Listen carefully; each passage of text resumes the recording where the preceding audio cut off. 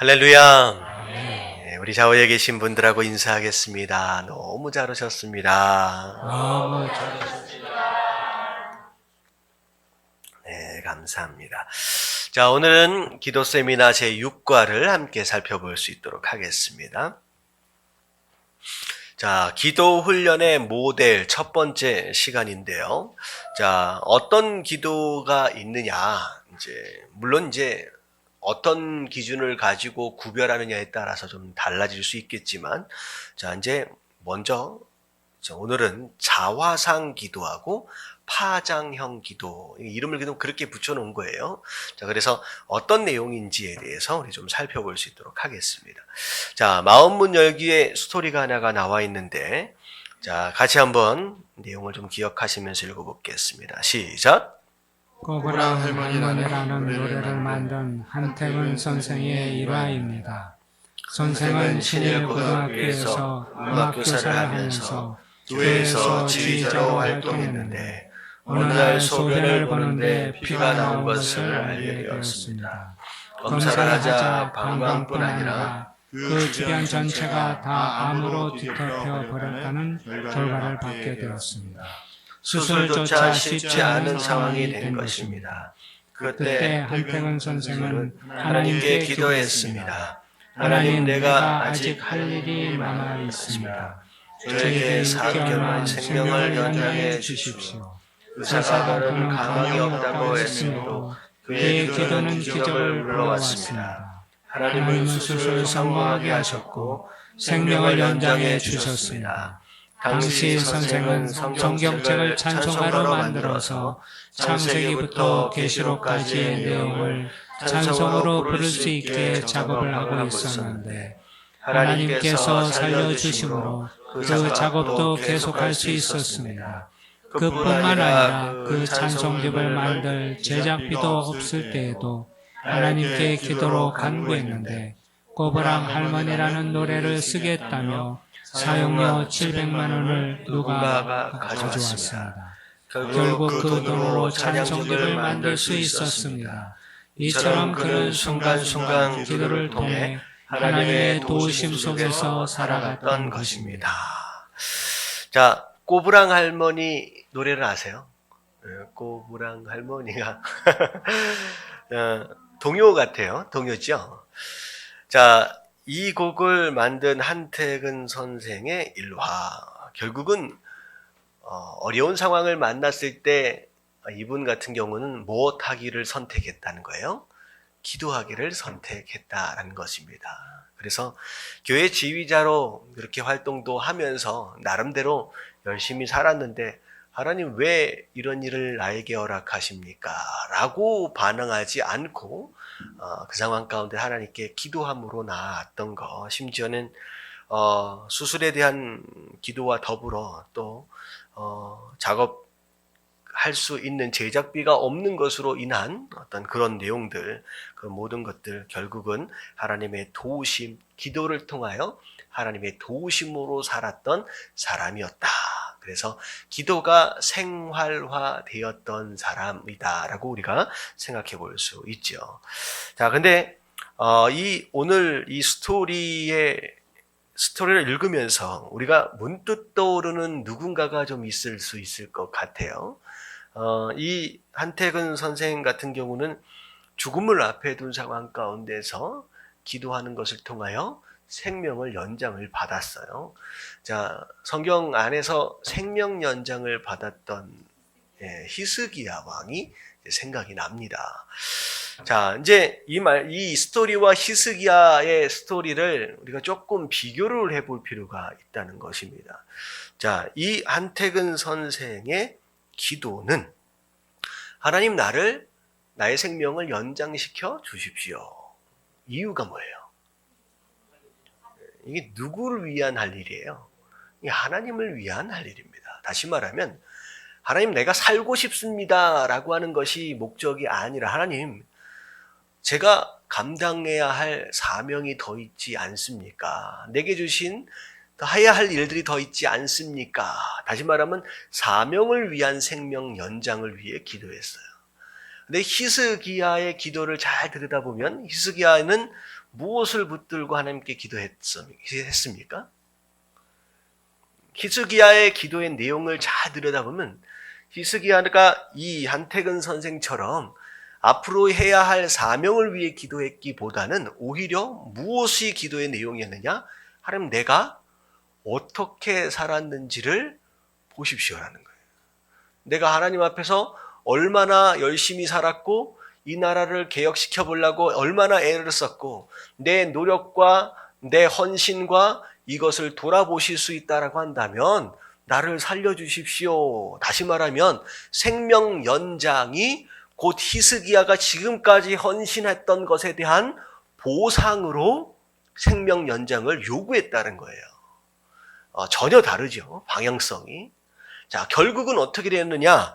자, 이 한택은 선생님은 생명 연장을 받는 것으로 말미암아 그에게 맡겨주신 사명을 어떻게 했어요? 아름답게 이루어 갔습니다. 그래서 그것을 통하여 또 이루어가는 과정 가운데 필요한 내용들까지도 하나님께서 응답하셨어요. 근데 히스기야는 어떻게 됐어요? 마치 내가 이렇게 열심히 살았기 때문에 하나님으로부터 이런 보상을 받아도 마땅하지 않느냐라고 하는 것에 대한 기도의 제목, 결국은 기도함으로 인하여서 15년 동안 생명 연장을 받았는데 그 결과가 어떻게 됐나요? 나라가 망하게 되는 거예요. 심지어 가장 큰 실수는 무엇이었느냐? 제가 이 히스기야에 대한 설교를 하면서 뭐라고 제목을 붙였는지 혹시 기억나세요? 주일날 제가 인용하면서 이 설교의 제목을 뭐라고 붙였느냐? 그때 죽는 것이 나을 뻔한 삶이다. 오히려 히스기야가 생명 연장을 받고 난 뒤에 낳은 아들의 이름이 므낫세입니다. 므낫세는 유다의 왕 가운데 가장 악한 왕으로 기록되어 있어요. 차라리 그때 생명 연장을 받지 않았었다라고 한다면 므낫세는 태어나지 않았을 거예요.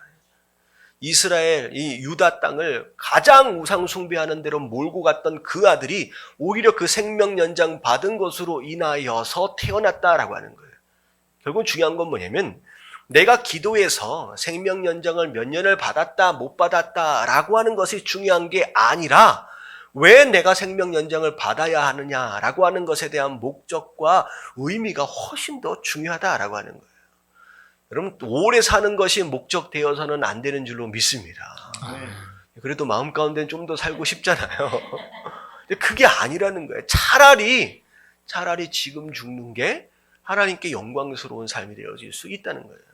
어찌 보면 히스기야 열심히 헌신했어요. 그러면 진짜 하나님 앞에 하나님, 제 인생 여기까지 불태웠습니다. 하나님, 내 인생을 받아주십시오라고 하나님 앞에 오히려 드렸다라고 한다면 하나님 데려가셨다라고 했을 경우에 그의 인생이 얼마나 더 아름답게 기록되어 있을 수 있었겠느냐. 그리고 므낫세도 태어나지 않을 수 있었겠다라는 거죠. 제가 오늘 전화 한 통화를 받았어요. 제가 한 몇 주 정도 됐을 거예요. 한 달 전에.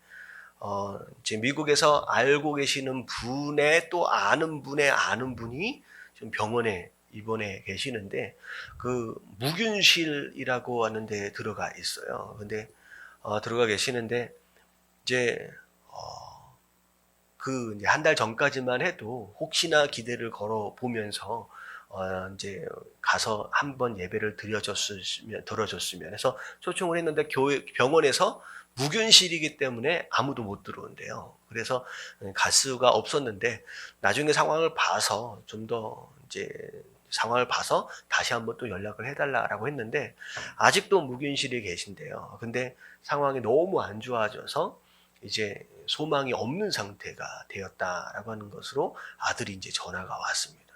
그래서 전화 통화를 하는데 그냥 말을 잘 못하더라고요. 계속 울먹울먹 하면서. 그런 가운데 내일 일단은 가기로 했어요. 무균실이기 때문에 들어갈 수는 없지만 무조건 가기로 했습니다. 근데 제가 왜 가기로 했을까요? 누굴 위해 가기로 했을까요?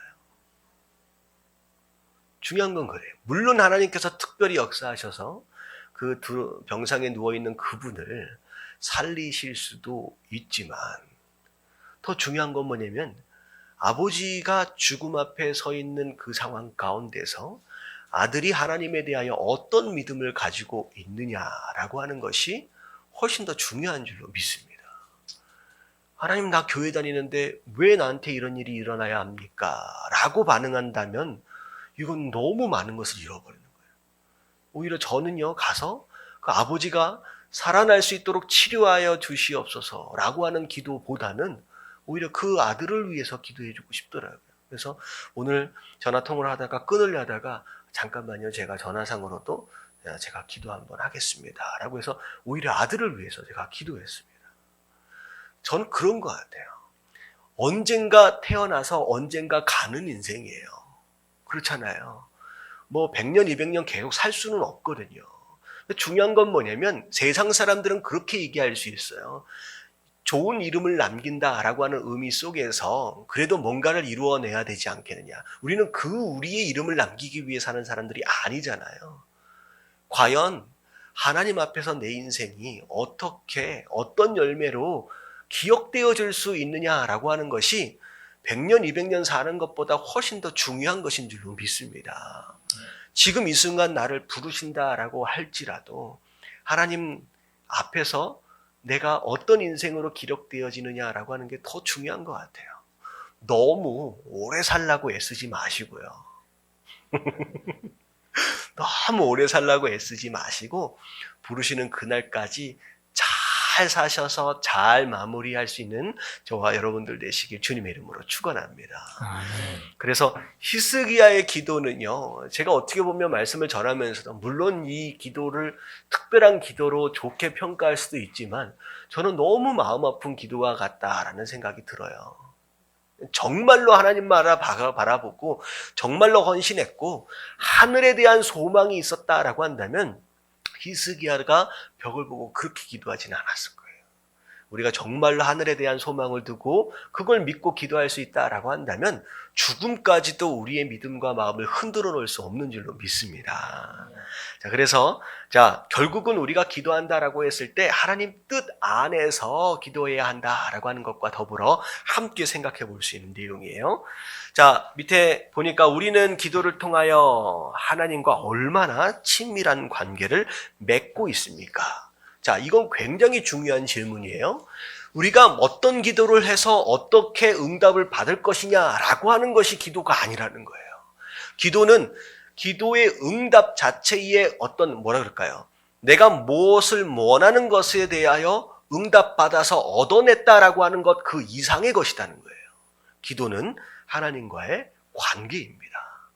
그 관계라고 하는 그런 면에서 우리가 기도를 접근하여 생각해 볼 필요가 있다는 거죠. 자, 넘어갈게요. 자, 첫 번째가 자화상 기도예요. 자화상 기도.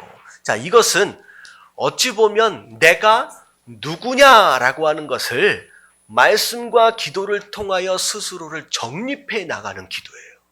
왜냐면요, 많은 사람들이 10년, 20년, 30년 신앙생활을 하면서 아무런 사명도 감당하지 못하고 시험 들었다 일어났다, 시험 들었다 일어났다라고 하는 걸 반복하며 살아가는 정말로 그런 사람들이 있다는 거예요. 이게 왜 그러냐? 내 안에 맺혀 있는 상처와 아픔과 복수심과 분노와 이런 모든 것들이 해결되어지지 않는 상황 가운데서 신앙생활을 하고 있는 거예요. 그래서 조금만 내가 성장하려고 그러면 그게 족쇄처럼 내 발목을 붙잡고요. 조금만 사명을 감당하려고 그러면 그것 때문에 또 자빠지고요. 평생 이렇게 살다가 가는 성도들이 어떻게 보면 80%, 90% 이상일 수 있다는 거죠.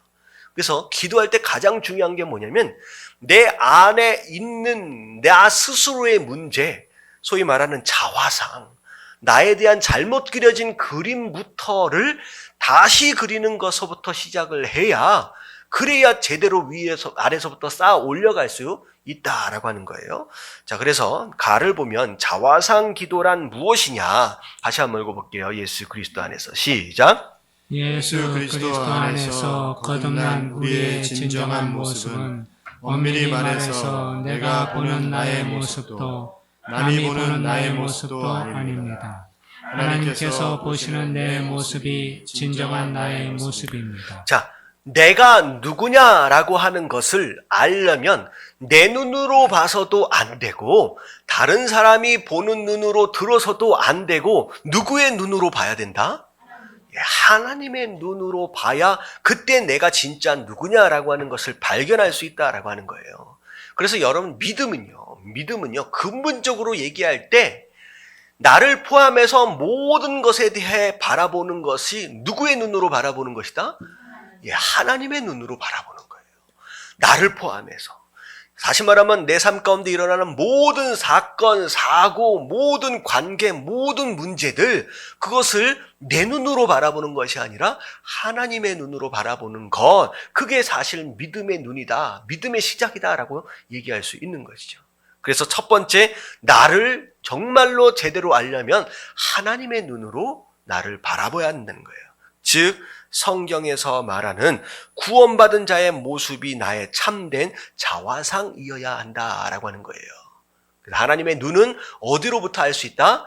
말씀을 통하여 알 수 있다는 거예요. 자, 근데 밑에 보니까 그러나 사단은 우리의 자화상을 계속 어떻게 하려고 만드는 거예요? 왜곡시키는 거예요. 이게 false 이미지죠. 계속 우리 안에 그려가는 나에 대한 그림을 계속 잘못 그려가게 만드는 거예요. 그래서 잘못된 소리들을 들려주는 거예요. 너는 이렇다. 너는 이렇다. 너는 아무것도 아니야. 너는 바보야. 너는 무능해. 잘못된 이미지를 자꾸 내 안에 부어주는 거예요. 이건 겸손과는 다른 거예요. 내 자화상이 무너져버리고 자존감이 무너지도록 만들어버리는 겁니다. 그래서 우리로 하여금 자기 자신의 진정한 모습을 보지 못하도록 합니다. 자화상 기도란 하나님의 말씀을 통해, 여기서부터 이제 줄을 좀 쳐주세요. 여기 중요합니다. 하나님의 말씀을 통해요. 나는 괜찮은 사람이야. 나는 근사한 사람이야. 나는 능력 있어. 나는 할 수 있어. 라고 스스로 최면을 걸어라. 라고 하는 내용이 아니라 무엇을 근거로? 하나님의 말씀을 근거로 거기에 나와 있는 나타난 우리의 이미지와 신분을 계속 확인하면서 우리 자신을 하나님께 드리는 기도를 말하는 것이라는 거죠. 성경에서 나를 누구라 하느냐, 내가 어떤 신분을 가지고 있느냐, 내게 있는 능력이 무엇이냐라고 하는 것을 말씀을 통하여 확인하고 그것을 통하여 하나님과의 온전한 관계를 세워가는 것이다라는 거죠. 그래서 건강한 자화상, 성경적인 자화상이 세워져 가야 합니다. 그것을 이루어 가는 것이 첫 번째 자화상 기도라는 거죠. 그래서 자화상 기도를 하면 어떤 유익이 있느냐? 첫 번째 같이 한번 읽어볼게요. 시작. 우리를 하나님께 철저히 헌신하게 함. 우리의 인본주의적인 생각이 제거되어지고 전적으로 하나님께 자신을 내어 맡기는 삶을 살 수 있도록 인도하고 보호해 준다라는 거예요. 그게 뭐냐면 내가 누구냐라고 하는 걸 확인하게 되면 하나님 앞에 헌신하지 않을 수 없습니다. 내가 어떤 존재냐라고 하는 거예요. 그래서 그런 삶을 살 수 있도록 인도해 주는 기도가 바로 자화상 기도예요. 두 번째가 무엇이에요? 다 같이 시작. 하나님과 나의 관계가 분명해짐. 무조건 우리는 무엇을 통하여 알 수 있느냐? 관계를 통하여 내 자신이 정립이 되어지게 됩니다. 관계를 통하여 내 자신이 정립이 되어지게 되는 거예요. 그래서 하나님과의 나와의 관계가 온전히 세워지는 것으로 말미암아 어떻게 되느냐? 보세요. 하나님 안에서 우리의 위치를 알게 하여 참된 자존감을 갖게 해주고, 내가 누구냐라고 하는 것에 대한 것을 정확하게 알고 내 위치를 알게 되면요, 자괴감에 빠지지 않아요. 우리가 어떻게 보면 이 자존감이라고 하는 것을 우리가 자존심이라고 하는 것과 비교해서 생각해 보십시오. 여러분, 자존심은 하나님 앞에서 어떻게 해야 돼요? 내려놔줘야 되는 거예요. 하지만 자존감이 떨어지면 됩니까? 안 됩니까? 안 돼요. 여러분, 어떻게 보면 제가 동영상 하나를 봤는데 인간이라고 하는 존재가 얼마나 작은 존재냐라고 하는 것을 지금 설명하는 이미지예요. 동영상인데 어떻게 되면 사람이 딱 있는데 이걸 쫙 확대를 하니까 사람 안에, 마을 안에 사람이 딱 보여요. 마을 안에 사람은 어느 정도 조그말까요?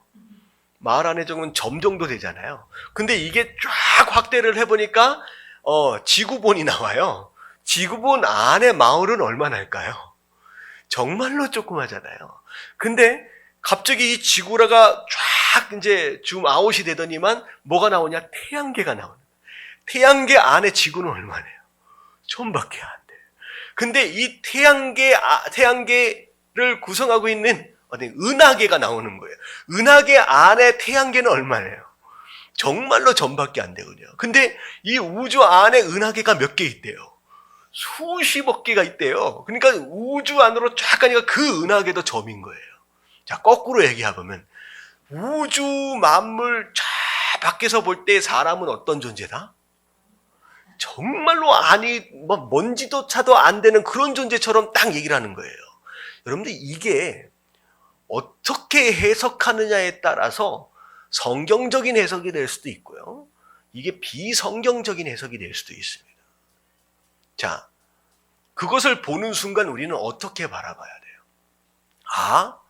우리는 정말로 아무것도 아니구나라고 생각해 버린다라고 한다면 우리는 한도 끝도 없이 불쌍한 존재가 되어버려요.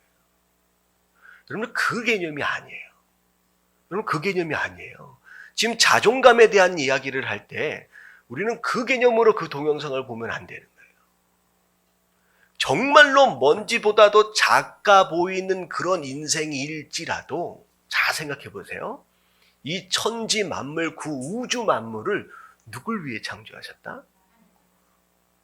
나를 위해 창조하셨다. 나를 위해 창조했다. 아무리 너무 작아서 별 볼 일 없는 게 아니라 이 나를 위해서 이 거대한 우주를 창조해 주셨다는 거예요. 그러면 우리는 먼지보다도 못한 아주 아무것도 아닌 존재가 아니라는 거예요. 이 우주 만물을 우리를 위해서 준비하실 정도로 우리는 대단한 존재예요. 여러분 이게 자존감의 회복입니다. 뭘 보든 나는 아무것도 아니. 여러분 겸손과는 전혀 다른 내용이에요.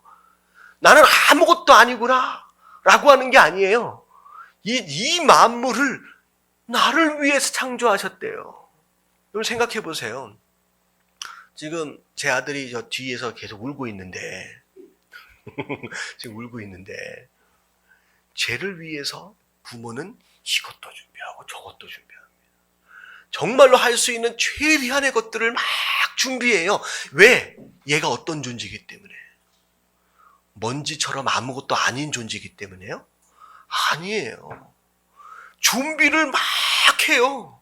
하나님이 우리를 창조하시기 전에 그 많은 것들을 준비하신 것이, 그 엄청나게 거대한 우주를 창조하신 것이 우리가 정말 먼지처럼 아무것도 아니기 때문입니까?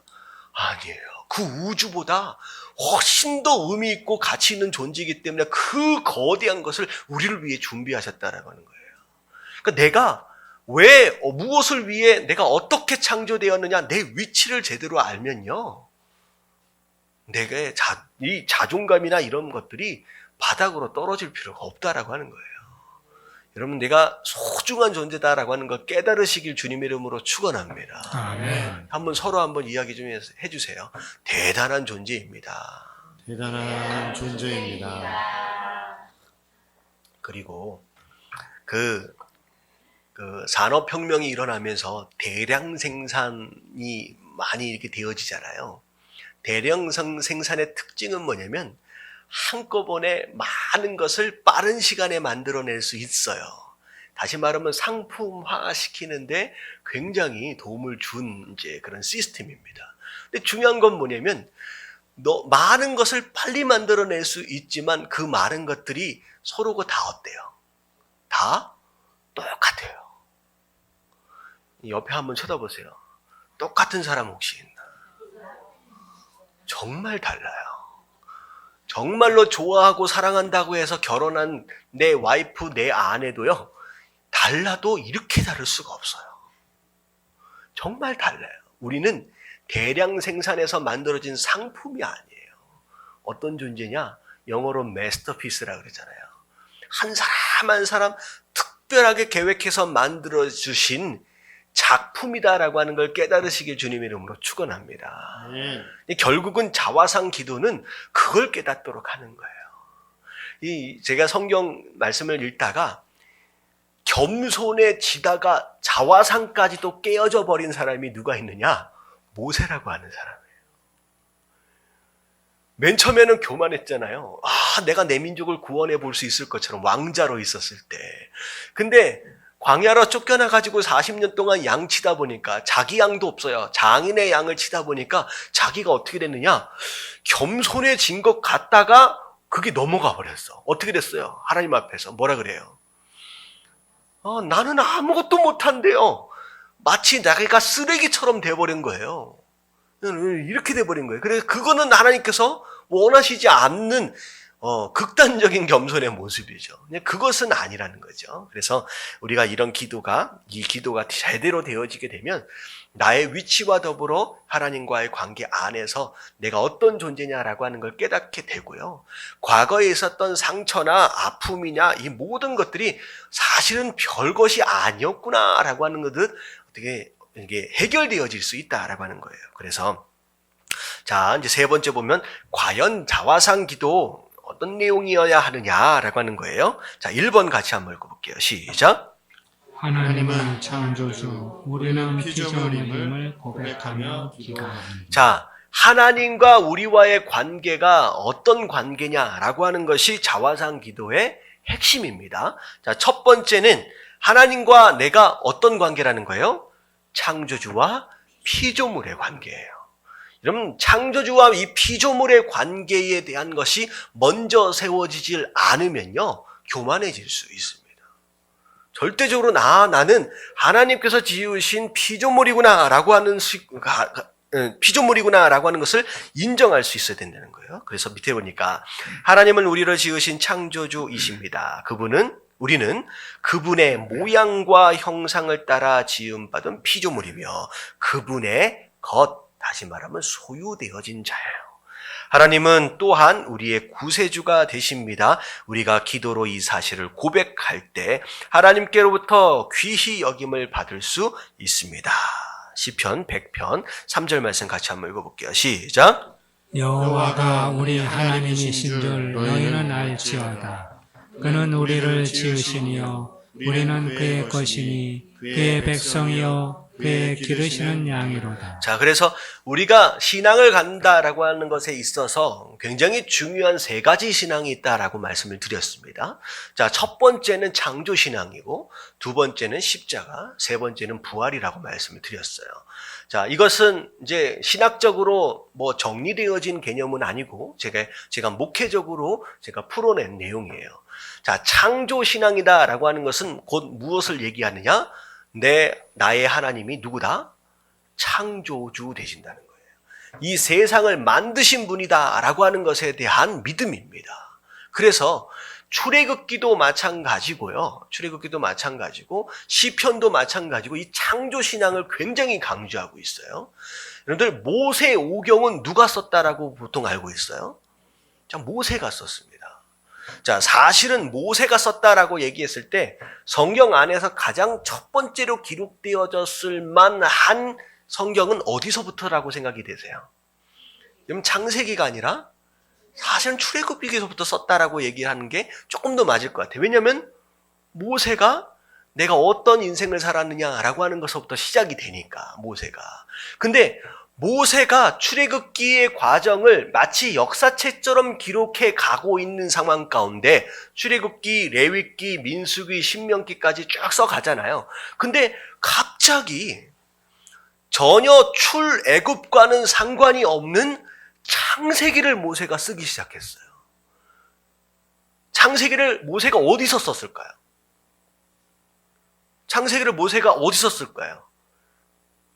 장인의 양을 치면서 썼을까요?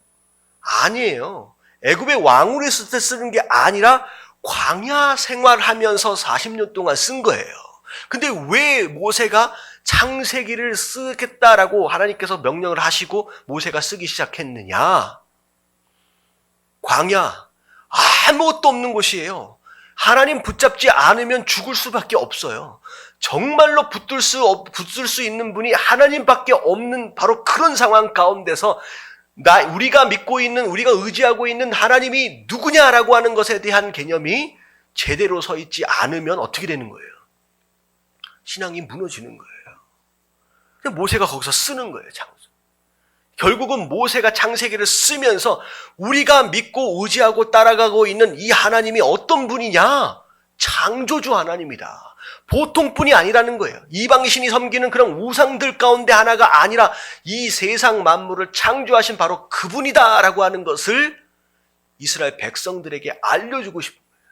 단순히 10가지 기적을 통하여 우와 신기하다, 애굽 하나 정도를 무너뜨릴 정도의 그런 하나님이 아니라 창조주 하나님이다라고 하는 것을 그들에게 알려주고 싶은 거예요. 하나님께서 그걸 쓰도록 하시는 거예요. 그래서 창조신앙이다라고 하는 거예요. 하나님과 나는 피조물로서 내가 믿고 의지하고 있는 그분이 누구냐라고 하는 것에 대한 인식과 기준은 굉장히 중요하다라고 하는 거예요. 여러분, 하나님을 어떻게 보면 혹시나 나를 못 도와주실 수 있는 그런 이상한 신들 중에 하나로 여기지 마시고 이 세상 모든 만물들을 창조하신 그 하나님, 그 창조주로 여러분 믿을 수 있는 저와 여러분들 되시길 주님의 이름으로 축원합니다. 창조신앙이 너무 중요해요. 그래서 시편 누가 썼어요? 대부분 다윗이 썼어요. 근데 다윗이 시편을 쓰면서 중간중간 누구를 찬양하고 있느냐? 나를 구원하실 하나님을 찬양하면서 뭘 찬양하고 있냐면 창조하신, 이 세상을 창조하신 창조주 하나님을 찬양해요. 창조주 하나님을 찬양해요. 자, 그래서 첫 번째는 창조주 하나님에 대한, 그리고 내가 피조물이다라고 하는 것에 대한 관계가 세워져야 됩니다. 자, 두 번째는 뭐예요? 자, 다 같이 시작. 하나님은 목자, 우리는 양임을 고백하며 기도하고. 하나님은 우리의 목자고 나는 그분의 양이다라고 하는 걸 인정하는 겁니다. 자, 밑에 보니까 양은 목자와 매우 긴밀한 관계에 있습니다. 자, 목자는 양을 지켜주고 보호해주며 양의 필요를 채워줄 책임이 있대요. 그러므로 하나님께서 우리의 목자가 되심을 고백하고 찬양할 때 우리의 부족함은 사라지고 푸른 풀밭과 쉴만한 물가로 인도함을 받게 됩니다. 자, 시편 21편 1절 말씀 같이 읽겠습니다. 시작. 여호와는 나의 목자시니 내게 부족함이 없으리로다. 여호와 하나님께서 정말로 나의 목자가 되신다라고 한다면 내가 부족함이 있다 없다? 없다라고 얘기하는 거예요. 만약에 그럼에도 불구하고 내게 부족함이 항상 남아있다라고 한다면 하나님이 내 목자가 아니든지 내가 그분의 양이 아니든지 그분과의 관계에 문제가 생기기 시작하면 내 삶 가운데 항상 이런 부족함으로 인하여 갈증이 생길 수밖에 없다라고 하는 것이죠. 그래서 그분과 내가 어떤 관계에 있느냐, 목자와 양의 관계다라고 한다면 앞으로 내가 필요한 것들에 대하여 근심하거나 걱정할 필요가 없게 되겠죠. 그래서 이 자화상 기도가 중요한 거예요. 자, 세 번째가 뭐냐? 같이 읽겠습니다. 시작. 하나님은 토기장이, 우리는 진흙임을 고백하며 기도하고. 자, 하나님이 토기장이다. 자, 우리는 진흙이다. 이건 뭐냐면 진흙은 누구 마음대로 빚어요? 토기장이 망해요. 왜 나를 이렇게 지으셨나요? 라고 얘기할 수 있어요? 없어요? 없어요. 하나님 마음이라는 거, 이게 절대 주권을 하나님께 인정하는 거예요. 자, 이렇듯 토기장이신 하나님은 절대 주권을 가지고 계시며 진흙인 우리는 하나님의 뜻에 순종하고 따라가야 합니다. 자, 우리가 토기장이신 하나님께 우리의 인생을 전적으로 맡기면 하나님께서는 우리를 꼭 필요한 귀한 그릇으로 빚어주십니다. 그래서 하나님, 저는 이런 그릇 되기 원합니다. 저런 그릇 되기 원합니다. 심지어 금그릇, 은그릇을 논할 필요가 있어요? 없어요? 없어요. 사이즈도 우리가 논할 필요가 없어요. 이건 뭐 기도할 때 많은 분들이 그런 기도 하잖아요. 하나님, 큰 그릇 되게 해주세요. 큰 그릇의 사이즈 동안 누가 정하신다는 거예요? 하나님이 정하신다는 거예요. 다만 우리가 기도하면서 간구해야 할 내용은 뭐냐면 만들어주신 그 그릇된 내가 어떻게 되어지길? 사용되어지려면 어떻게 되어져야 돼요? 깨끗해져야 돼요. 그래서 귀히 쓰임을 받는 기도는 귀히 쓰임을 받는 그릇은 어떤 그릇이다? 깨끗한 그릇이다 라고 하는 말씀하시는 거예요. 그걸 위해 기도하는 거예요. 그래서 그러나 자 이사야 64장 8절 말씀 다 같이 시작. 그러나 여호와여 이제 주는 우리 아버지시니이다. 우리는 진흙이여 주는 토기장이시니 우리는 다 주의 손으로 지으신 것이니. 네, 그래서 그릇 스스로 자기 인생을 디자인하지 않습니다. 하나님 나는 이왕이면 이런 그릇 되었으면 좋겠습니다 라고 스스로를 디자인하지 않아요. 그릇은 이 진흙은 다만 토기장이하게 어떻게 하면 되는 거예요. 그냥 맡기면 되는 거예요. 하나님 마음대로 하나님 원하시는 대로 만들어 주시옵소서라고 맡길 수 있는 주권을 인정하는. 그래서 어찌 보면 하나님 나는 이런 사람이 되고 싶습니다라고 스스로 꿈을 꾸면 안 되는 거예요. 오히려 뭘 위해 기도해야 되느냐? 하나님 나를 무엇을 위하여 지으셨습니까? 라고 하나님께서 나를 향하여 준비하신 그 꿈과 그 장래와 그 미래를 볼 수 있도록 해달라고 기도하는 것이 맞는 것이다라는 거죠. 그래서 비전은 만드는 거예요? 아니면 찾는 거예요? 찾는 거예요. 말씀 안에서 찾아가는 겁니다. 자, 그리고 4번. 자, 하나님과 우리와의 관계를 계속 보고 있어요. 다 같이 시작. 예수님은 포도나무, 우리는 가지임을 고백하며 기도하기. 예, 어찌 보면 위에 목자와 양과의 관계와 비슷한 것일 수 있지만 이건 또 다른 의미예요. 자, 보면 가지는 나무에 붙어 있어야 영양분과 수분을 공급받아 생명을 유지할 수 있대요. 자, 나무에서 떨어져 나간 가지는 어떻게 돼요? 밖에 버려지고 불에 던져져 버립니다. 쓸모없이 된다는 거죠. 자, 우리가 예수님을 포도나무로 고백하면 풍성한 열매를 많이 맺는 건강한 가지로 자라가게 됩니다. 그래서 가지 스스로 내가 많은 열매, 내가 이런 열매를 맺어야지라고 스스로 계획하지 않고 스스로 노력하지 않습니다. 자, 가지는 무엇을 위해 노력하면 돼요? 포도나무에 잘 붙어 있기만을 위해 노력하면 돼요. 그것만 할 수 있다라고 한다면 열매는 자동으로 맺혀진다는 거죠. 그래서 요한복음 15장 1절 그리고 5절 말씀 같이 한번 읽어봅니다. 시작. 나는 참 포도나무요 내 아버지는 농부라. 나는 포도나무요 너희는 가지라.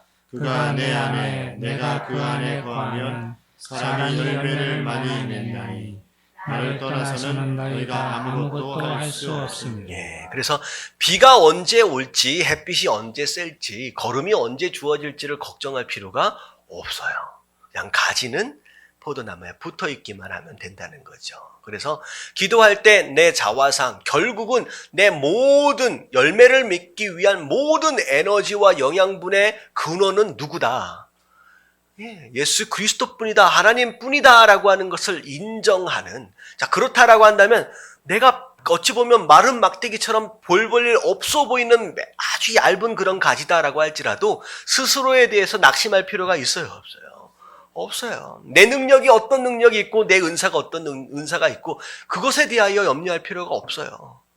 우리가 주님 안에 있으면 된다는 거죠. 자, 5번입니다. 자, 다 같이 시작. 주님은 신랑, 우리는 신부임을 고백하며 기도하기. 예, 그래서 주님은 신랑이고 나는 신부. 그러면 둘 사이는 어떻게 성장하게 되느냐? 신부는 신랑을 어떻게 해야 돼요? 순종하고 존경하고. 자, 신랑은 신부를 사랑하고 아껴주어야 합니다. 자, 우리를 위해 목숨까지 주시기까지 사랑해 주신 주님께 신부된 우리의 사랑을 고백하며 순종하기로 결단해야 합니다. 아, 예수님께서 우리를 사랑하시기 때문에 무엇을 내어주셨느냐? 그분의 목숨을 내어주셨다는 거예요. 그렇게 사랑해 주셨다라고 하는 거죠. 그래서 그 사랑으로 인하여 우리가 헌신해라, 순종해라 하지 않아도 너무 감사하고 감격한 가운데 그 순종과 헌신이 너무 자연스러워지는 거예요. 억지로 섬기고 할 필요가 없다라고 하는 것이죠. 그래서 고린도후서 11장 2절 말씀 다 같이 읽겠습니다. 시작. 내가 하나님의 열심으로 너희를 위하여 열심을 내노니 내가 너희를 정결한 처녀로 한 남편인 그리스도께 드리려고 중매함이로다. 네, 우리가 예수 그리스도 앞에서 어떤 존재냐? 정결한 처녀로 우리가 신부되어질 사람이다 라고 하는, 신부다라고 하는 것을 우리가 알아야 됩니다. 자, 그래서 하나님과 우리와의 관계, 예수 그리스도와 우리와의 관계를 자, 성경에서 보면 자, 아들과 아버지, 그리고 주인과 종, 지휘관과 군사 등 하나님과 우리의 관계를 설명해 주는 비유들이 많이 등장합니다. 자화상 기도를 드리며 드릴수록 자신의 참 모습을 마음에 새기게 됩니다. 하나님을 더 깊게 알아갈 수 있습니다. 그래서 자화상 기도를 이 말씀을 근거로 계속 하면 할수록 내가 더 소중하다라고 하는 걸 깨닫게 되고요. 더 하면 할수록 하나님 앞에서 더 겸손해질 수밖에 없다라고 하는 것이죠. 그래서 건강한 자화상, 그냥 세상 말로 나는 잘났어 라고 하는 이상한 자화상이 아니라 건강한 자화상을 세워가는 것을 통하여 우리 과거에 있던 아픔과 상처와 분노와 이런 것들 있잖아요. 이제 소위 말하는 쓴뿌리와 같은 것들을 빨리 제거해내야 그래야 우리가 이제는 위로 성장하고 앞으로 전진할 수 있는 믿음이 되어진다라고 하는 것이죠. 그래서 내가 누구냐라고 하는 것을 말씀 가운데서 확실히 세워가시는 저와 여러분들 되시길 주님의 이름으로 축원합니다. 그래서 실제로 내가 나를 어떻게 바라보느냐라고 하는 그것이 어떻게 보면 마음이잖아요. 그것이 심지어 우리의 인생을 바꾸고요. 그랬잖아요. 자화상은 우리 인생을 운전하는 뭐와 같다고요? 운전대와 같대요. 그래서 내가 그 자화상이 변화하면요, 그렇게 변화되는 거죠. 그래서 건강한 자화상을 만들어 가시길 주님의 이름으로 축원합니다. 자, 첫 번째가 자화상 기도, 나와 하나님과의 관계를 바로 세워가는 기도다라고 한다면, 자, 2번 파장형 기도는 사역을 위한 기도다라고 생각을 하시면 됩니다. 사역을 위한. 자, 우리가 인생을 살아감에 있어서 두 가지 목적이 있다라고 한다면 아마 이렇게 설명을 할 수 있을 거예요. 자, 인생을 살아감에 있어서 가장 중요한 두 가지 목적, 누굴 만나야 돼요? 하나님 만나야 돼요. 예수님 만나야 돼요. 우리가 예수님 만나지 못하고 우리가 하나님 만나지 못하면 아무리 어떤 인생을 살았던 못 산 거예요.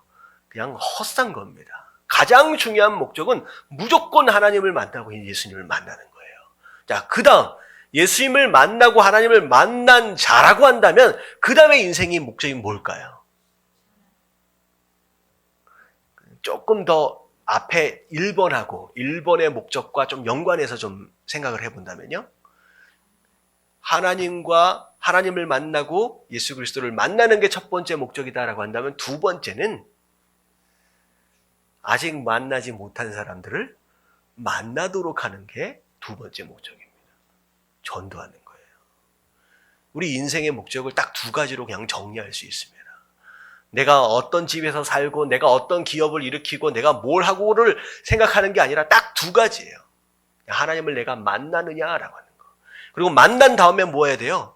아직 만나지 못한 사람을 만나도록 하는 거. 너무 간단한 거예요. 이상해요? 맞잖아요. 너무 당연한가? 그걸 위해 사는 거예요. 마찬가지예요. 1번 첫 번째 그 자화상 기도는 하나님과 내가 바로 만나는 것에 위한 기도다라고 한다면 이제 두 번째 사역을 위한 기도는 어떻게 하기 위한 기도예요? 네, 제대로 만나지 못한 사람들로 하여금 만날 수 있도록 하기 위한 사역적 기도다라고 하는 것이죠. 그래서 파장형이다라고 굳이 이유는 뭐냐면, 자, 볼게요. 자, 하나님은 다 같이 시작. 하나님은 우리가 이 세상을 기도로 품기 원하십니다. 기도 대상의 범위가 점점 넓어질수록 우리의 기도를 통한 축복과 파장 효과를 일으키게 됩니다. 파장형 기도는 돌을 물에 던지면 물결이 점차 넓게 퍼지는 것처럼 기도의 영역을 조금씩 넓혀가면서 순차적으로 기도하는 것을 말합니다. 예, 정말로 첫 번째 기도는 나와 하나님과의 관계 이렇게 되어져 있다라고 한다면 그 다음에는 조금씩 마치 물에 돌이 던져져서 파장이 막 퍼져가는 것처럼 그런 식의 기도가 되어져야 한다는 거예요. 그래서 파장형 기도는 내가 속한 크고 작은 세계에 대한 관심을 갖고 드리는 일종의 무엇이다? 중보 기도라고 할 수 있어요. 자, 이렇게 다른 사람을 위해 하는 기도는 다른 사람에게 복을 주시는 하나님의 방법입니다. 그래서 중보 기도를 통하여 하나님께서는 다른 사람들에게 복을 주고 계시고 복을 주기를 원하시고, 그리고 기도한 사람은 어떻게 돼요? 또 기도하는 것을 통하여 함께 복을 누려가게 되는 것이죠. 자, 그래서 데살로니가 후서 1장 1절, 11절부터 22절까지를 보면, 자, 바울 사도가 데살로니가 교회를 위해서 뭐 하는 장면이에요? 기도한다는 거예요. 내가 너희를 위하여 기도한다. 너희가 하나님 앞에서 어떻게 세워지고 하나님 앞에 어떤 존재가 되어지길 위해서 기도한다는 거예요. 그것이 바울 사도에게 기쁨이 되고요. 그 기도를 통하여 하나님은 이 데살로니가 교회를 어떻게 하신다는 거예요? 축복하신다라고 하는 거죠. 바로 그게 파정형 기도의 모습입니다. 그래서 자, 밑에를 볼게요. 우리가 어디를 가든지 남을 위한 끊임없는 중보 기도로 나아간다면 다른 이들에게 진정한 축복과 격려와 권면의 원천이 될 수 있습니다. 기도는 참된 복에 이르게 하는 길이며 남에게 베풀 수 있는 최대의 수단입니다 라고 했는데, 최대의 선물입니다 라고 해도 좋을 것 같아요.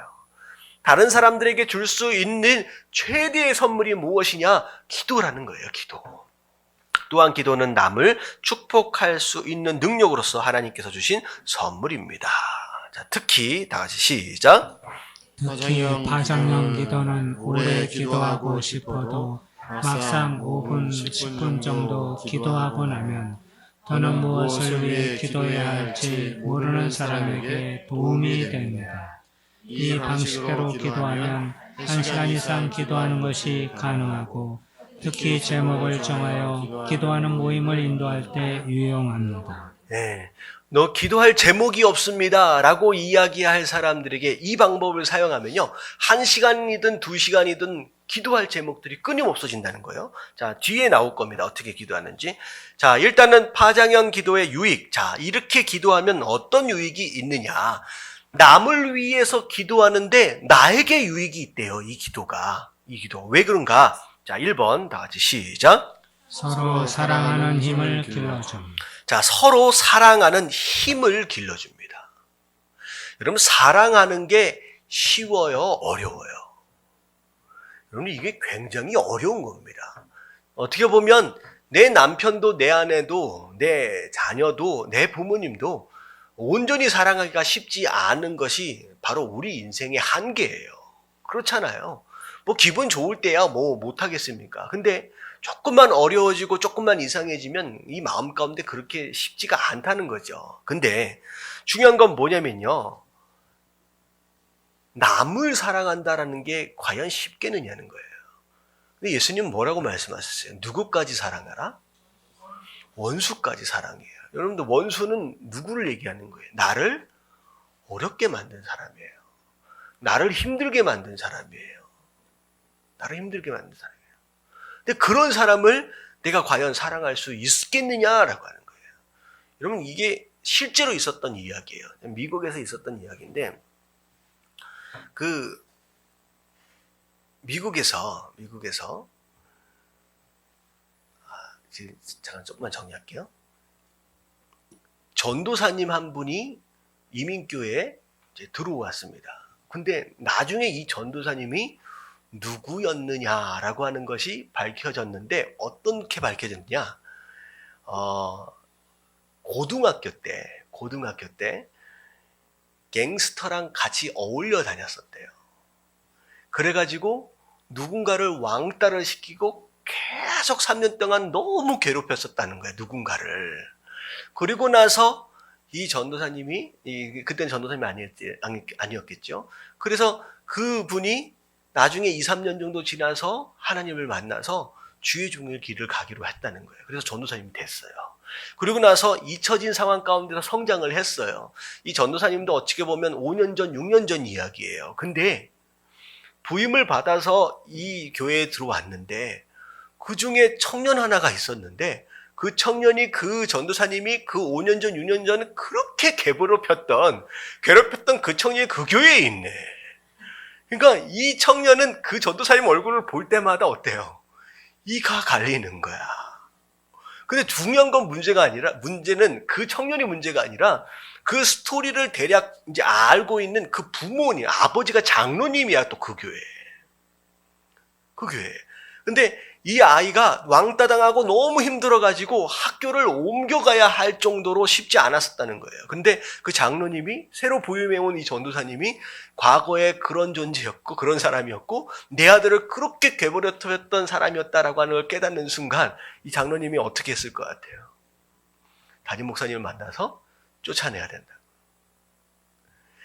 남이 누군가에 대해서 어려움을 겪었다라고 하는 거에 대해서 뭐 사랑해야 되고 용서해야 되는 것은 굉장히 쉬워요. 근데 이게 자기 문제로 딱 다가왔을 때는 용납이 안 되는 거예요. 결국은 어떻게 됐을까요?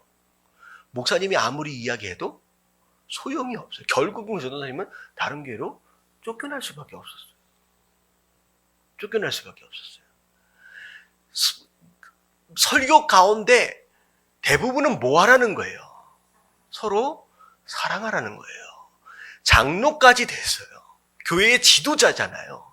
그럼에도 불구하고 충분히 다른 사람들의 낯을 봐서라도, 이목을 봐서라도 충분히 용서한 듯하게 표현할 수도 있을 것 같은데도 그것 자체도 안 되는 거예요. 어때요? 안 되는 거예요. 근데 하나님 뭐라고 말씀하세요? 원수를 사랑하는 건 네 힘으로 되는 게 아니래요. 원수는 어떻게 사랑할 수 있어요? 기도함으로 사랑할 수 있대요. 여러분, 사랑은 기도를 할 때 시작이 됩니다. 그래서 밑으로 보면 다른 사람들을 위하여 기도할 때 우리는 그들의 행복과 그들의 영혼에 대해 더욱 큰 관심을 기울일 수 있게 된대요. 또한 다른 사람의 필요에 대하여 더 깊이 알 수 있습니다. 그것은 우리의 마음을 함께 결합하여 우리로 하여금 서로 돌아보며 사랑하게 합니다. 그래서 원수가 사랑이 안 되고 정말로 누군가가 미워 죽겠고 라고 하는 그런 마음이 들어왔다라고 한다면 사랑하려고 애쓰기보다는 오히려 뭐 하라는 거예요? 첫 번째, 그를 위해서 기도하래요. 기도하면요, 그 사람을 위해 기도하면 나중에 나오는데요, 그 사람을 향한 하나님의 마음이 생기게 돼요. 나를 너무 어렵게 만들고 힘들게 만드는 사람이었는데 하나님의 눈으로, 하나님의 마음으로 그 사람의 인생을 바라보게 되면서 그 사람이 너무 불쌍해져요. 그러면서 사랑해지게 되는 거예요. 여러분, 이민교회는 굉장히 재밌는 얘기가 되게 많아요. 어떤 얘기가 있냐면, 하나만 더 드리면, 어떤 분이 남미에 이민을 갔다가 사기를 당했어. 너무 어려운 거예요. 그래서 LA로 나중에 이민을 다시 와가지고 LA 정착해서 교회를 잘 다니고 있어요. 근데 여러분들, 이게 루트가 거의 비슷합니다. 많은 사람들이 돈 좀 벌어보려고 남미 쪽으로 이민을 가는 사람은 상당히 많아요. 근데 남미에 가보면 대부분의 많은 한인들이요, 어디를 가기를 기대하고 있느냐? LA 가기를 기대하고 있어요. 거의 8, 90%. 내가 돈 많이 벌어서 어디 가겠다? LA 가겠다. 결국은 남미에서 사기당하고 사기치고 했던 그 모든 사람들이 어디 가면 다 만나요? LA 가면 다 만나요. 근데 한참 기도하고 있는데 옆에가 이상하게 이게 간지럽다 그러잖아요. 그래서 나중에 한참 찬양하다가 옆에 딱 보니까 내 돈 뜯어먹고 도망간 놈이 옆에 앉아있는 거야. 같이 예배 드리고 있는 거예요. 여러분, 이런 일들이 LA 이민교회에 굉장히 많습니다. 그럴 때 이놈 자식, 내가 너 때문에 우리 가정이 어떻게 됐는데 멱살을 잡고 어떻게 하겠느냐는 거죠. 여러분, 많아요. 그래서 이렇게 어떤 분들이 여기서 어느 정도 정착했다가 이렇게 교회로 옮겨 다니시는 거예요. 만나거든요, 다. 예. 뭐하다 여기까지 왔는지. 그러면 사랑하기가 쉽지가 않아요. 근데 뭐라고 말씀하시냐? 정말로 사랑할 수 있기 원한다고 한다면 그를 위해 기도하래요. 그게 방법입니다. 방법이에요. 자, 그리고 두 번째, 우리 자신에게도 유익을 제공한대요. 우리 자신에게. 다 같이 한번 읽어볼게요. 시작. 다른 사람들을 위해서 하는 우리의 기도는 다른 사람들을 유익하게 할 뿐만 아니라 우리 자신의 영혼에도 유익을 끼칩니다. 자, 내 영혼에도 유익을 끼친대요. 여러분들, 우리가 어떤 마음을 가지고 기도하면 하나님이 응답하시지 않는다 그랬냐면, 욕심을 가지고 이기적인 욕심을 가지고 기도하면요, 하나님께서 응답하시지 않는다 그랬거든요. 근데요, 이 욕심과 이기심은요, 무엇으로 빼낼 수 있을 것 같아요? 여러분, 방법은 중보기도밖에 없어요. 그래서 제가 중보기도는 내 마음과 영혼을 씻어내리는 샤워와 같다라고 말씀을 드렸습니다. 그냥 욕심을 버리려고, 이기심을 내려놓으려고 아무리 애를 써보십시오. 이거 안 내려놔집니다. 근데 정말로 이 욕심과 이기심을 완벽하게 제거하고 할 수 있는 기도는 중보기도밖에 없어요. 다른 사람을 위해서 기도하는데 욕심을 가지고 이기심을 가지고 기도할 수 없거든요. 근데 이 기도가 생활화되면 될수록 점점점 내 안에 있는 이 욕심과 이기심에 대한 내용들이 정리되어져 갈 수 있습니다. 그래서 결국은 중보기도 하는 사람은 자기의 기도 응답이 어떻게 되느냐? 굉장히 쉽게 얻어집니다. 왜냐하면 중보기도를 통하여 내 마음이 깨끗해져 있어요.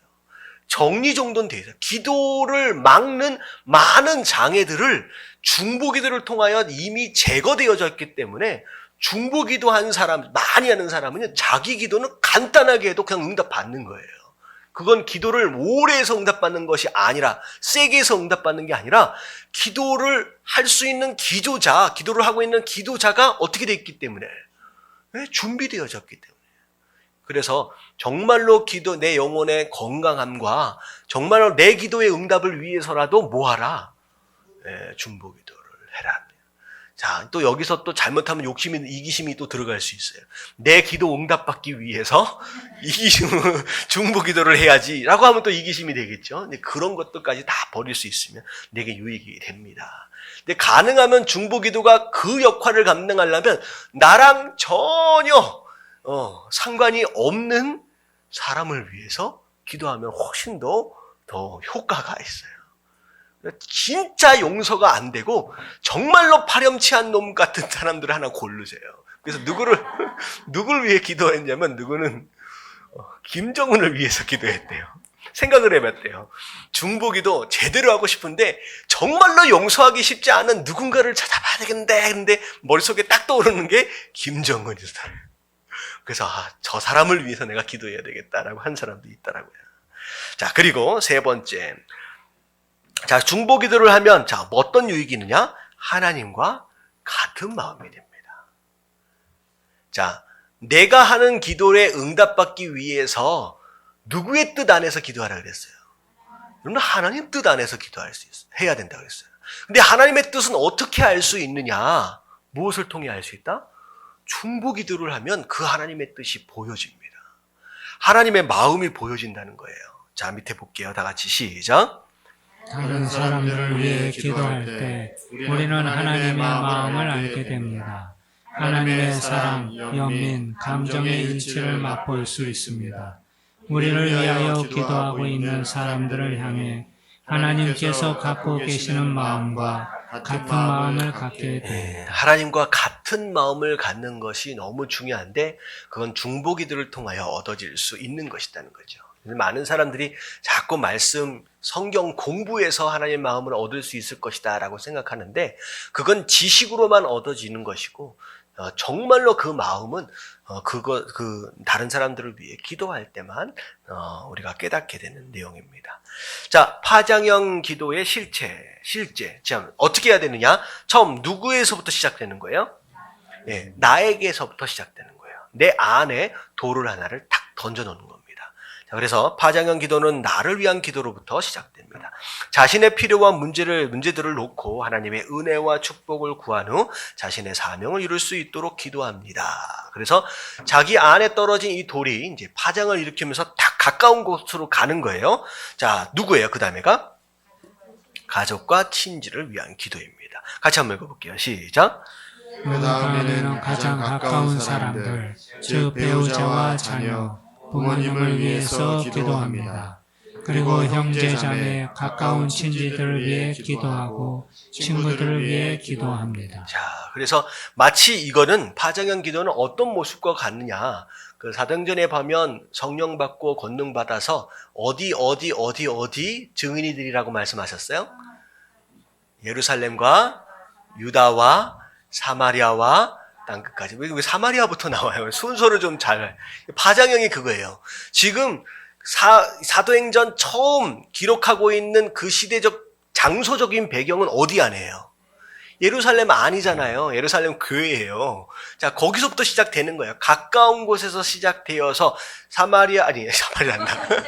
예루살렘을 넘어서 어디로 가요? 유대 땅으로 가는 거예요. 내 민족을 먼저 가는 거예요. 그 다음에 사마리아, 내가 싫어하는 사람, 내가 별로 무시해왔던 사람들, 내 원수처럼 생각했던 사마리아 사람처럼까지 가는 거예요. 그 다음에 어디로 가는 거예요? 땅끝은 뭘 의미하느냐? 내가 전혀 생각해보지도 않고 내가 전혀 알지도 못하는 사람들까지 우리의 영적인 영역을 펼쳐가는 거죠. 바로 전도가 그렇게 되어져 가는 것처럼 마치 기도도 그런 식으로 확장되어져 간다는 거예요. 자, 가족과 친지 굉장히 가까운 사람들입니다. 자, 그 다음에 세 번째 누구를 위해 기도해요? 교회와 목회자를 위한 기도. 내 공동체. 자, 2번은 육적인 공동체예요. 자, 3번은 어떤 공동체냐? 영적인 공동체까지 확장을 해가는 거예요. 자, 같이 한번 읽어볼게요. 시작. 교회를 위해 기도할 때에는 특별히 목회자를 위해 기도합니다. 목회자는 영적인 지도자로서 기도를 많이 해야 할 뿐 아니라 기도를 많이 받아야 하는 위치에 있습니다. 자, 기도 많이 해주시길 주님의 이름으로 축원합니다. 왜 그러냐면 목회자는 영적인 리더십으로서 하나님이 세우신 자이기도 하지만 사단에게 있어서는 쓰러뜨려야 할 첫 번째 공격 대상이라는 거예요. 그래서 많은 목사님들이 유혹 가운데 쓰러지잖아요. 여러분 잘 생각하셔야 됩니다. 야, 목사가 저럴 수 있을까? 그럴 수 있는 거예요. 왜요? 사단이 처음으로 공격하는 대상이에요.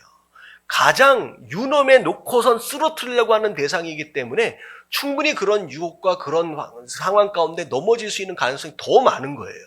그래서 목회자들을 위해서, 영적인 리더십들을 위해서 하나님 기도해야 됩니다.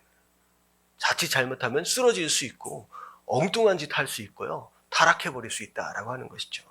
자, 그래서 교회를 위해서, 우리의 영적인 공동체를 위해서, 그리고 하나님께서 세우신 리더십들을 위해서 기도해야 합니다. 자, 그 다음에 조금 더 넓게 나가면 나라와 민족을 위해 기도해야 합니다. 다 같이 시작. 내가 살고 있는 도시와 나라를 위해서 기도합니다. 마음껏 신앙생활을 하고 선교에 힘쓸 수 있는 여건이 조성되도록 많은 사람이 구원받을 수 있도록 기도합니다. 자, 이 교재가 굉장히 잘 쓰여진 교재입니다. 자, 보세요. 내가 살고 있는 도시와 나라와 민족을 위해서 기도해야 된대요. 기도해야 하는 이유가 무엇이냐? 우리 민족과 우리 나라가 다른 민족과 비교해서 대단한 나라고 대단한 민족이기 때문이에요? 아니에요. 자, 첫 번째 이유가 무엇이냐? 내가 왜 내 나라와 내 민족을 위해서 기도해야 하느냐? 내 나라가 괜찮은 나라서가 아니라 나를 한국인으로 태어나도록 하신 이유가 있어요. 내가 내 나라와 내 민족을 위해서 기도하지 않는다라고 한다면 누가 내 나라를 위해서 기도하겠느냐는 거예요. 우리나라가 괜찮고 살기 좋은 나라라서 우리가 이 나라를 위해서 기도하는 게 아니에요. 우리가 이 나라와 민족을 위해서 기도하지 않으면요, 그 누구도 기도하지 않습니다. 우리를 한국인으로 태어나도록 하셨다라고 한다면 이 나라와 이 민족을 위해서 기도해야 할 책임까지도 우리에게 주신 거예요. 제가 어떤 집회를 갔는데 한국 민족이 얼마나 대단한 민족이냐라고 하는 것을 막 목사님이 설명을 막 하시는 거예요. 막 이게 자부심을 막 갖도록, 물론 그거 자체가 잘못된 건 아닌데, 그래서 대한민국이 되기 전에 이름이 뭐였어요? 조선이잖아요. 그래서 영어로 말을 하면 조선이라고 해서 초선해서 무슨 뭐냐면 선택되어진 나라래요. 초선. 혹시 들어보신 적 있어요? 그래서 우리나라를 위해서 기도해야 돼. 그게 아니에요. 우리를 한국인으로 태어나도록 하셨다라고 한다면 우리가 이 나라와 민족을 위해서 기도해야 할 책임도 우리에게 있습니다. 그리고 중요한 건 뭐냐면 이 나라가 잘 먹고 잘 살아서 강대국이 되어져야 한다라고 하는 것을 위해서 기도하는 게 아니에요. 이 나라가 잘 되면 잘 되는 게 무엇으로 잘 돼야 돼요? 자, 여기 나와 있잖아요. 마음껏 신앙생활 할 수 있을 뿐만 아니라 선교에 힘쓸 수 있도록 하기 위해서라는 거예요. 그러니까 이 나라가 정말로 이 세상에서 잘 먹고 잘 사는 괜찮은 나라가 될 수 있도록 해달라고 기도하는 게 아니라 우리가 정말로 뭐라 그럴까요? 우리끼리도 먹고 살기 쉽지 않다라고 한다면 도와줄 수 있어요, 없어요? 못 도와주잖아요. 그래서 부요함이 필요한 것이고 신앙의 자유라고 하는 것 자체가 없다라고 한다면 우리가 스스로도 찬양할 수 없고 스스로도 예배하기 쉽지 않다라고 한다면 전도하기가 얼마나 쉽지 않겠느냐는 거예요. 그러니까 결국은 무엇을 위해 나라를 위해서 이 한국 나라를 위해서 기도하기보다는 무엇을 위해서 이 나라를 위해 기도하라는 거예요? 하나님 나라를 위해 이 나라를 위해 기도하라는 거예요. 하나님 나라를 위해 이 나라를 위해 기도하라는 거예요. 그래서 괜히 이상한 그 민족주의에 쌓여 있어가지고 이 나라가 어떻게 돼야 되고 이 나라는 어떻게 돼야 되고 자꾸 그렇게 되면 안 된다는 거예요. 물론 이 나라를 사랑해야 하지만 이 나라라고 하는 한국이라고 하는 민족주의에 젖어 들어가지고 마치 전 세계 안에서 이 나라가 대단한 무엇인가를 하고 그런 식으로 우리가 빠져들어가서는 안 된다는 거예요. 그래서 물론 이제 사실 그래요. 2002년 월드컵 이러면 이게 선교에 대단한 역할을 했습니다. 생각해 보신 적 있으세요? 이런 축구에서 4강에 들어갔다라고 하는 건 그게 신앙하고 뭐랑 상관이 있겠느냐라고 생각할 수 있지만 선교사님들한테 물어보세요. 2002년 월드컵 전만 해도요. 전 세계에서 한국이란 나라가 어디 붙어 있는지도 몰랐어요. 2002년 월드컵 그때 4강에 딱 올라가는 것으로 말미암아 전 세계 사람이 도대체 한국이 어떤 나라냐라고 하면서 관심을 갖게 됐어요. 그래서 선교사가 딱 나가서 내가 미국에서 왔습니다라고 하는 것보다 내가 한국에서 왔습니다라고 하면 할 말이 생기는 거야. 그러니까 전도가 막 되고 선교가 막 되어지게 돼요. 다시 말하면 2002년 월드컵 4강이고 뭐 결승이고 어디까지 올라가서 잘 돼야 된다. 그것 자체가 중요한 게 아니라 그것으로 인하여 선교의 문이 조금이라도 열려질 수 있다라고 한다면 위에서 기도해야 되는 줄로 믿습니다. 다시 말하면 그것도 저것도 목적은 누구의 나라를 위한 것이다? 하나님 나라를 위한 것입니다. 그래서 이 나라를 위해서 기도해야 된다는 거예요. 자, 그 다음에 이 나라를 위해서 기도했다라고 한다면 자, 누굴 위해? 세계의 선교를 위해서 기도해야 됩니다. 가까이 한번 읽어볼게요. 시작. 가까운 나라인 일본과 중국, 다른 아시아 국가들을 위해서 기도합니다. 특별히 미 전도 종족의 복음화와 국외 선교사와 그들의 사역을 위해서 기도가 필요합니다. 그리고 대륙별로 묶어서도 기도할 수 있습니다. 예, 그래서 우리나라를 위해서 기도했다라고 한다면 이제 파장 효과, 파장의 모양처럼 주변에 있는 나라들을 하나하나 이제 생각해 가면서 기도할 수 있다는 거예요. 근데 어떤 목사님 그런 얘기를 하시더라고요. 이 파장 기도를 하시는데 이게 넓혀가는 게 되게 복잡하잖아요. 이렇게 넓혀가려고 하니까 되게 애매하니까 이게 쭉 직선으로 따라가려고 하다 보니까 과연 중국서부터 시작해가지고 아시아, 소아시아, 유럽 쪽으로 넘어갈까? 아니면 이 밑으로 이제 해서 이제 아메리카로 먼저 넘어갈까? 고민을 하다 보니까 참 그분이 나이가 좀 드신 분이에요. 일본을 위해서 기도하기가 참 마음이 껄끄럽더래요. 그렇잖아요. 축구를 하든 뭘 하든 어떤 나라한테든 져도 좋지만 누구한테만큼은 지면 안 돼요. 그러니까 그분이 무슨 생각을 했냐. 중국부터 가자. 그래서 중국부터 쭉 기도하다 보니까 일본은 언제 기도해요? 제일 마지막에 기도하게 되더라는 거예요. 일단은 이제 우스갯소리로 하는 얘기입니다. 무슨 얘기냐. 내 나라를 중심으로 주변에 있는 나라, 정말로 이렇게 지도를 놓고 기도하시는 분들이 계세요. 지도를 딱 놓고 내가 놓칠 수 있는 나라들이 있잖아요. 그래서 오늘은 아시아를 위해서 기도하고 오늘은 유럽을 위해서 기도하고 오늘은 아프리카를 위해서 기도하고 중동을 위해서 기도하고 우리 장로님 댁에 딱 신방을 갔더니 딱 옆에 세계 지도를 딱 걸어놓으시고 이 땅을 내게 주시옵소서 그렇게 기도하시더라고요. 그런 거예요. 딱 보면서 따라가면서 기도하는 그런 모습들. 결국은 그것을 통하여 그 나라들이 복음화 되어지고 하나님께 돌아오는 것을 통하여 누구의 나라가 확장되는 거예요? 하나님의 나라가 확장되는 겁니다. 그래서 그것을 위해서 기도하면 여러분들 전 세계를 한 바퀴를 쫙 돌면서 기도하려고 그러면 1시간 가지고 될까요? 안 될까요? 안 돼요. 근데 중요한 건 뭐냐면 그렇게 기도를 하다 보면 여러분 중국을 위해서 한번 기도하겠다라고 한다면 중국에 대하여 알지 못하면 기도 자체가 안 돼요. 그럼 중국에 대한 관심을 갖게 되고요. 중국에 대한 상황들이나 선교적인 여건이나 이런 것들을 더 알아가게 됩니다. 그러면서 더 마음을 갖게 되고 그런 마음을 갖게 되면 결국은 사랑할 수 있게 된다는 거죠. 그래서 이제 제가 어떤 책 제목이 뭐냐면 기독교인은 무엇을 품어야 된다? 세계를 품는 기독교인의 삶이라고 하는 그런 책의 제목이 있어요. 결국은 이 파장기도는 세계를 품는 기독교인이 되어지기 위한 바로 그런 방법이다라고 하는 거예요. 그래서 전 세계를 마음에 품고 사랑할 수 있는 사람, 그 누가 되었다라고 할지라도 그런 기도를 할 수 있으면 너무 좋다는 거예요. 그래서 자 오늘은 두 가지를 좀 살펴봤죠. 첫 번째는 자화상 기도입니다. 자 그래서 하나님과의 온전한 관계, 나에 대한 건강한 자화상을 세워 나갈 수 있을 때, 그럴 때 그 다음에 사역으로 전진해 갈 수 있는 거예요. 그래서 파장형 기도는 사역에 대한 내용이에요. 자, 그래서 마지막 87페이지 우리 마지막 정리하겠습니다. 자화상 기도는 우리의 이미지와 신분을 계속 확인하면서 우리 자신을 드리는 기도입니다. 자, 1번 시작. 자화상 기도는 우리를 하나님께 철저히 헌신하게 합니다. 자, 2번.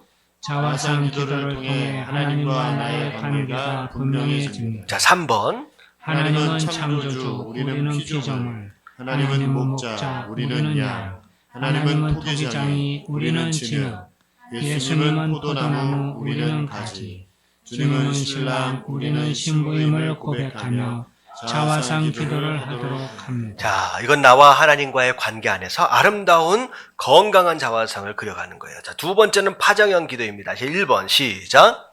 파장형 기도는 서로 사랑하는 힘을 길러줄 뿐만 아니라 나 자신에게도 영적인 유익을 가져다 줍니다. 내 마음에 있는 이기심과 욕심을 버릴 수 있는 가장 좋은 방법이 중보 기도입니다. 2번 시작. 파장형 기도는 사람들을 향해 하나님께서 갖고 계시는 마음과 같은 마음을 갖게 합니다. 자, 하나님의 마음을 가지려면 중보 기도를 해야 돼요. 자, 3번 시작. 파장형 기도는 나를 위한 기도, 가족과 친지를 위한 기도, 교회와 목회자를 위한 기도, 나라와 민족을 위한 기도, 세계 선교를 위한 기도 순으로 진행합니다. 그래서 한번 시도해 보세요. 나중에 기회가 되면 세계지도 한번 딱 사다가 앞에다가 기도하는데 딱 펼쳐놓고선 그렇게 기도할 수 있으면 너무 좋을 것 같습니다. 자, 기도합니다.